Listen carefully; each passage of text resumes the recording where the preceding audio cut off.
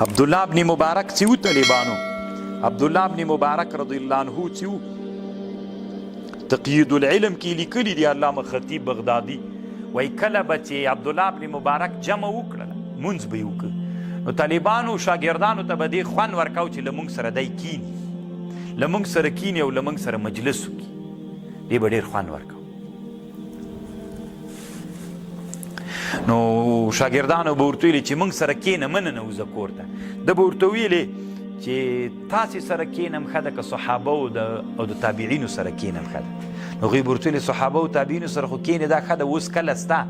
ده به ورته ویلې چې زه کوټې ته نه نوځم، هلته چې کتاب ګورم نو خو یا د اقوال د صحابه ګورم یا د تابعینو ګورم، دا داسې مثال لري لکه صحابه او تابعینو سره چې نو شاګردانو به ډېره غوښتنه دا کوله چې موږ سره کیني، نه ورسره کیناسته.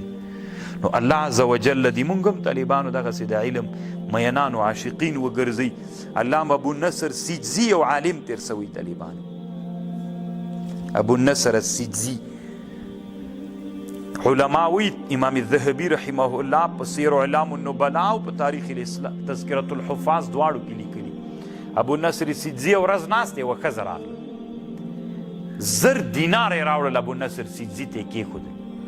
ابو النصر سجزي ورته ویلې وی دا دې چی دپاره راوړي؟ وی دغسې ته عالم یې دا مې درته راوړي. هغه ورته ویلې ابو النصر سجزي ورته ویلې وی ښه نور؟ وی نور مې هېڅ مقصد نه ده، صرف دغې دپاره راغلی یم چې ما سره واده وکړه او زه پوهېږم چې نور مې هېڅ مقصد نه ده، مقصد مې صرف دا ده چې ته د الله د دین یو عالم یې او چې زه د تا خدمت وکړم د دې دپاره. ده ورته ویلې دا دینار دې هم د سره ویسه، زه واده نه کوم، خلک به بیا وایي چې راوتلی علم پسې واده یې وکړه. زه د علم دومره مین یم چې نه غواړم چې په واده باندې د ما نه علم پاتې سي. امام الذهبي دا خبر سیر اعلام النبلاء کې لیکلی، تاریخ الاسلام کې لیکلی، تذکرة الحفاظ کې لیکلی.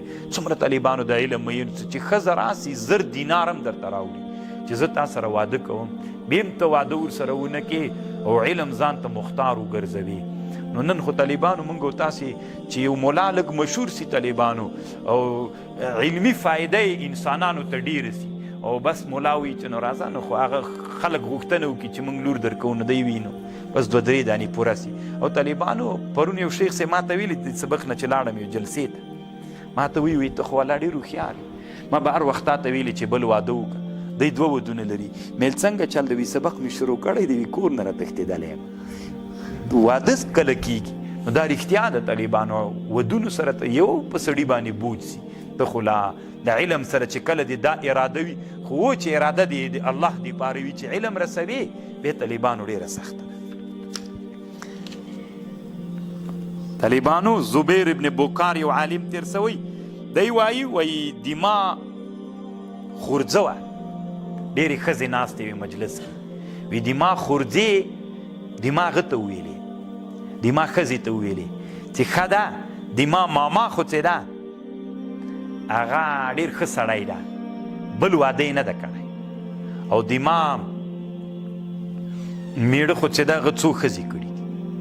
نو یعنې ویلې چې دما خورځې دما ښځې ته وایي، مجلس کې نورې ښځې هم ناستې وي چې ښه د ماما مې ډېر ښه سړی ده، د خپل اهل دپاره ډېر خیر ده، خور ودونه یې نه دي کړي.